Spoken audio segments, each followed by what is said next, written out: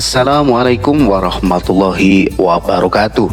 Apa kabar sobatku semuanya dimanapun Anda berada? Mudah-mudahan tetap dalam keadaan sehat selalu dan tak kurang suatu apapun. Amin ya robbal alamin. Diceritakan ada seorang yogis ahli yoga mengajak seorang pendeta bersekongkol akan berdaya iman Abu Nawas. Setelah mereka mencapai kata sepakat, mereka berangkat menemui Abu Nawas di kediamannya. Ketika mereka datang, Abu Nawas sedang melakukan sholat duha. Setelah dipersilahkan masuk oleh istri Abu Nawas, mereka masuk dan menunggu sambil berbincang-bincang santai. Seusai sholat, Abu Nawas menyambut mereka. Abu Nawas dan para tamunya bercakap-cakap sejenak. Kami sebenarnya ingin mengajak engkau melakukan pengembaraan suci. Kalau engkau tidak keberatan, bergabunglah bersama kami, kata ahli yoga. Dengan senang hati. Lalu kapan rencananya? Tanya Abu Nawas polos. Besok pagi, kata pendeta.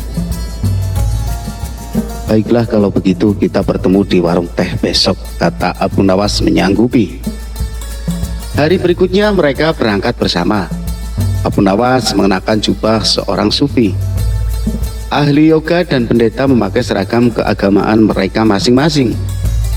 Di tengah jalan mereka mulai diserang rasa lapar karena mereka memang sengaja tidak membawa bekal. Hai Abu Nawas, bagaimana kalau engkau saja yang mengumpulkan dermaguna membeli makanan untuk kita?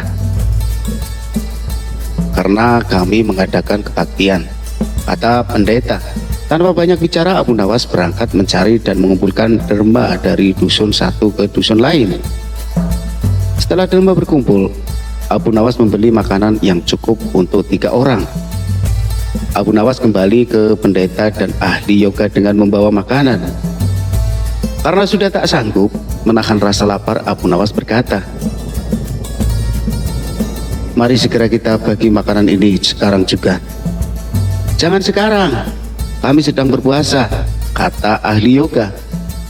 Tetapi aku hanya menginginkan bagianku saja, sedangkan bagian kalian terserah pada kalian, kata Abu Nawas menawarkan jalan keluar. Aku tidak setuju. Kita harus seiring seirama dalam berbuat apapun, kata pendeta. Betul, aku pun tidak setuju karena waktu makanku besok pagi. Besok pagi aku baru akan berbuka, kata ahli yoga. Bukankah aku yang engkau jadikan alat pencari derma dan derma itu sekarang telah kutukar dengan makanan ini? Sekarang kalian tidak mengizinkan aku mengambil bagian sendiri. Itu tidak masuk akal, kata Abu Nawas mulai merasa jengkel.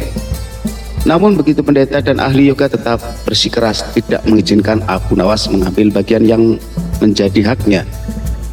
Abu Nawas penasaran.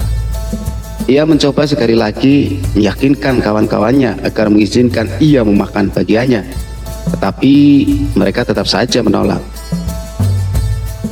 Abu Nawas benar-benar merasa jengkel dan marah.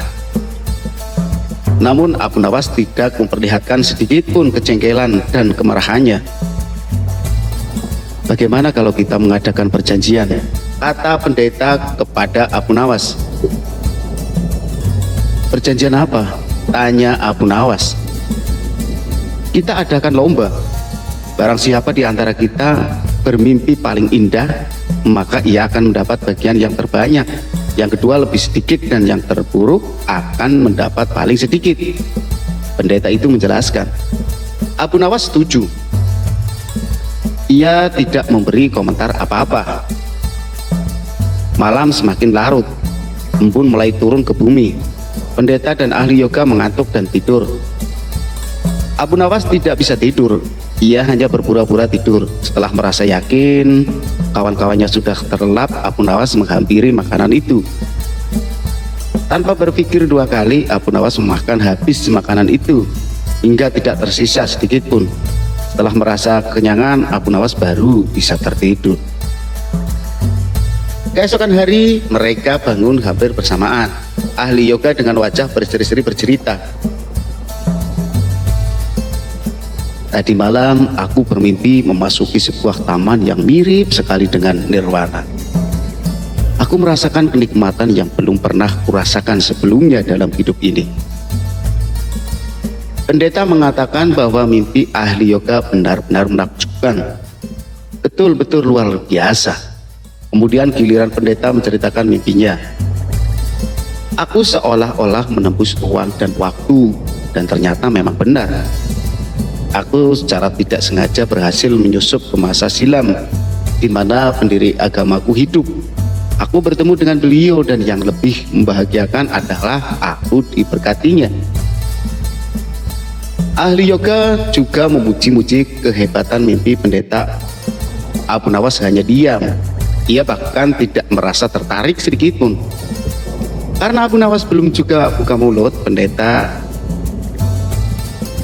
mulai tidak sabar untuk tidak menanyakan mimpi Abu Nawas.